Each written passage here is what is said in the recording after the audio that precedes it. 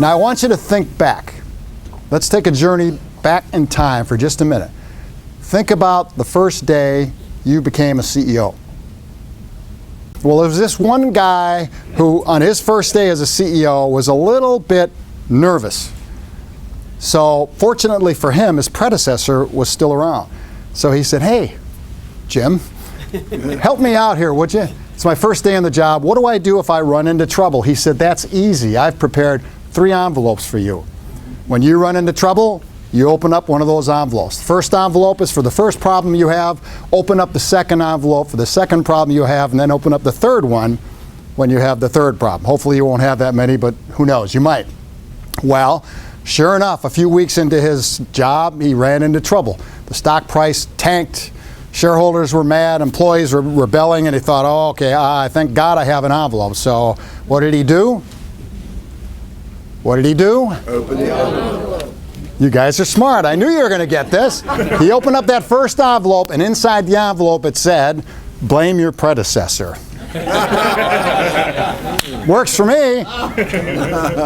Well, it worked for a while. Things got better. Stock price went up.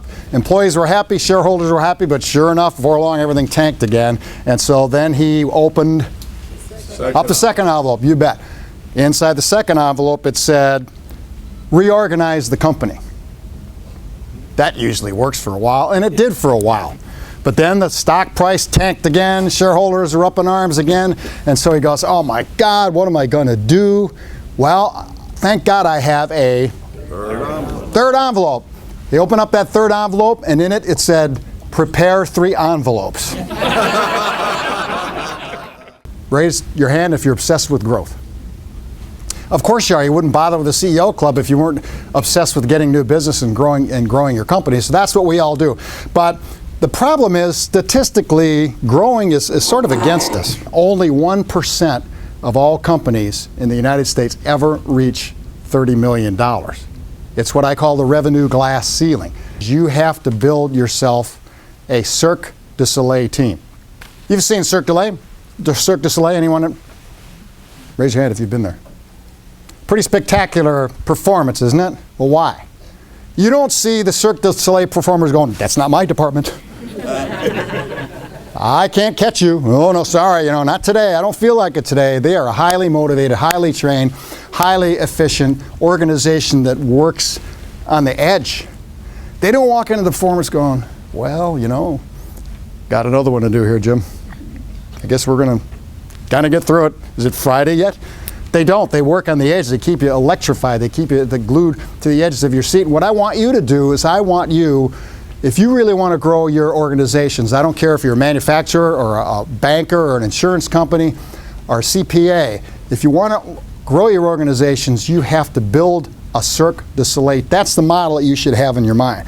You shouldn't have, well, let's see, I want like average employees. Does anybody want average employees?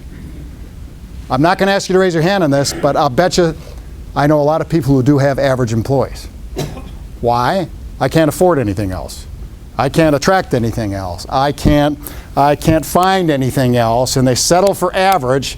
So what you need to do is you have to build yourself. The first building block to a Cirque du Soleil team is you have to build yourself a culture by design, not default.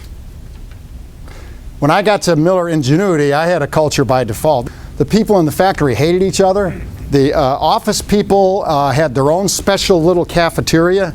Factory people weren't allowed in it. They had no cafeteria. They had to take their breaks at their workstations. The language that they used with each other would make a sailor blush. Or as John McKay said the other day, even a sailor wouldn't be proud of that. And that was the kind of culture I had. I had a culture by default. And you may have, I'm guessing you have a culture by default. Companies tend to end up getting cultures by default, and you don't want that. You need to design your culture. Why don't people do that more often? I know it's fashionable to talk about culture.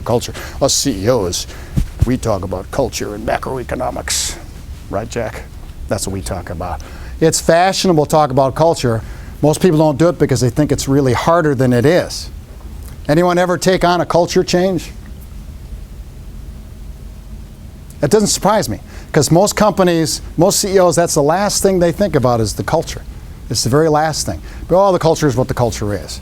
But you can't just let it be by default. You have to design a culture of your own choosing. I'll give you a couple of ideas, a couple of quick examples of how strong our culture is. Twice since I've been there, one of our employees lost everything in a disaster. One was a flood, and recently it was a fire. And it was right about the time we were having the all-employee company golf outing. Some people have picnics or whatever. Our employees came up to us in both cases and said, would you be willing to take the money and give it to our brother, give it to our coworker, give it to our teammate, and we'd say we'd be happy not to have that golf outing. I mean, here, now some of these are factory people. You got beer, you got brats, you got golf, you got the day off with pay, and they chose to come to us and say, we want to help our friend out and our neighbor. Second thing you have to do, first is culture by design. Second is you have to have communication that is relentlessly, what I call relentlessly simple. Clear, convincing, and compelling. I call it communication by Chinese water torture. I keep pounding the same messages home. Every time I get employees in a room, I never miss the opportunity to, in a relentlessly simple way, to say, and this is really simple, it's going to be, here's what I say. The bad guys are out there, and they're coming for us. And the only way we're going to keep them from getting us is by getting better and better and better. Now, it's a little slicker than that, but not much. It's a very simple, compelling, convincing argument. We glacially hire and we nanosecondly fire. I looked a long time for a sales guy, long. Good sales guys are hard to find. He passed everything, the psychological testing. This guy was just phenomenal. Everybody loved him, he was great, and I fired him within 2 weeks. Took me a year to get him there. I fired him within 2 weeks. You find out you make a hiring mistake, do something about it right now. You've heard Harvey McKay speak. Harvey will tell you, when do you know you need to fire somebody? And he'll say, the first time you think of it. But companies don't. They sort of hang on. Well, will I get a replacement? And it's crazy. So the next thing we had to do is we had to take the organization to the next level on a lean journey, organization-wide, because I knew that if I wasn't the least cost, most efficient producer on the planet, I wasn't going to survive the global wars of the coming decade. So we did it. Was it worth it? I don't know, you tell me. Our lead times dropped from months to minutes. That sound like something that'd be worth it? So by now, I got a lean Cirque du Soleil. I've got a terrific workforce. The numbers are all going exactly the way they should. And I'm looking for the next phase of development in my company. And this is what you have to do. When you get to plateaus and you get them, you have to do something to get bigger, bolder, and better. Go to the next plateau. The key is knowing when you're approaching the plateau and starting the initiative just before you get there, because if you start them too early, people just go, geez, every time I turn around, this maniac's changing something else. You don't want to do that. But I decided at that point in time, it was time to go global. Raise your hand if you're a global business. That doesn't surprise me. The numbers, the statistics of companies under 50 million that are global, it's less than 19 or 18%. When I started on this adventure that I'll just tell you briefly about, we were zero international. We had, in the beginning, 2 customers, only in the United States.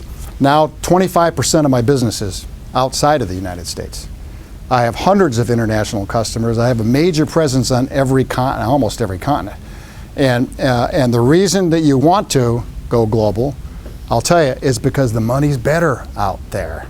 But the other reason you want to go global is because you get an opportunity, especially if you're a manufacturer, to see the next generation competition before it arrives on your shores. Last year, I announced in my relentlessly simple communications methodology that we're embarking on the most audacious and adventuresome and far-reaching initiative yet, because I'm not happy with 30 million.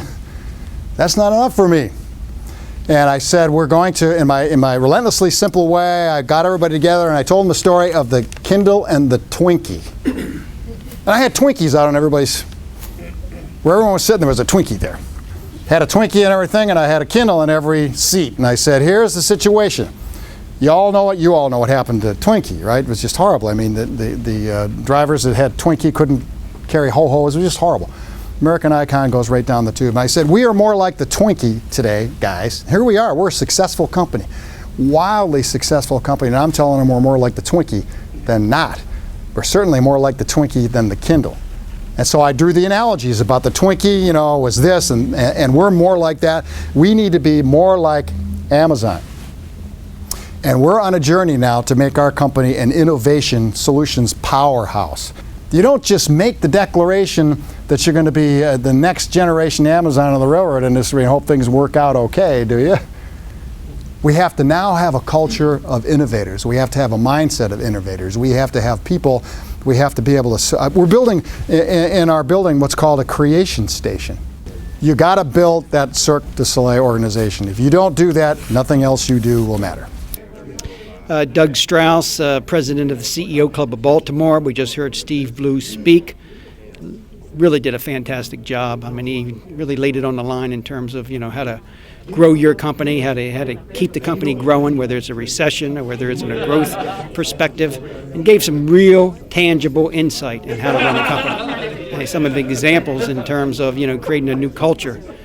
Some people don't take the time to do those type of things, and he really laid it out in a very cogent fashion. And I thought he did a great job. And predicated by all the feedback we got here, I think other people felt the same way too. I think the best thing about Steve is that he was transparent, clear, and he had a great sense of humor. It was definitely a stark reality of business and how to run a business today. I thought he did a fantastic presentation. I just shared with Steve that I was tired, but he kept me on the edge of my seat the entire presentation. Extremely engaging, but most fascinating to me is putting it in simple terms and, more importantly, keeping your culture healthy in order to have your organization continue to grow and be faced and understand the mission that you're putting in front of them that is important to you and carrying that through. He did a great job. Outstanding. Very good topics on leadership and very simplistic strategies on how to really focus your company for growth. I have a very favorable impression of Steve. I thought he gave some extremely valuable information. When you start talking about culture and hiring the right people for the right reasons, that really is the key to making companies grow. I came into this not knowing what to expect, but Steve Blue did a great job. Very entertaining, got us woken up and made a lot of good points. As I'm driving home, I'm going to be thinking about some of the things he said and how I can apply them to my company. So very interesting talk. I really enjoyed it.